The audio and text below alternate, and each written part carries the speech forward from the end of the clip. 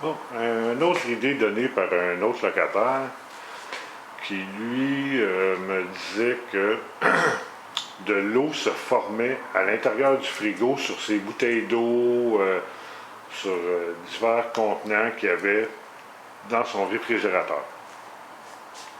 Donc, je lui ai donné comme conseil d'aller chercher un petit thermomètre puis de le laisser dans le frigo.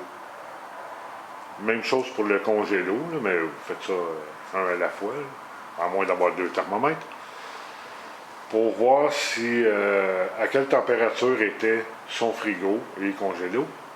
Et ensuite d'aller voir sur Internet quelles étaient les températures idéales pour un réfrigérateur et pour un congélo. Donc, il a fait ce que je lui ai demandé, il a été chercher un petit thermomètre et il s'est aperçu que les températures étaient vraiment pas bien placées. Si je ne me trompe pas, il était à 50 degrés Fahrenheit dans son frigo et la température idéale se situe entre 34 et 41. Donc son frigo était trop froid, puis ça créait une condensation, donc il se formait de l'humidité alentour de ses contenants.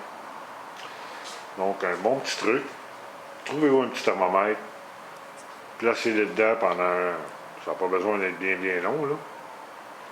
Puis là ensuite vous pouvez ajuster avec les boutons à l'intérieur, soit le descendre si c'est trop haut ou le monter si c'est pas assez haut. Donc entre 1 et 5 degrés Celsius ou 34 et 41 degrés Fahrenheit dans le frigo.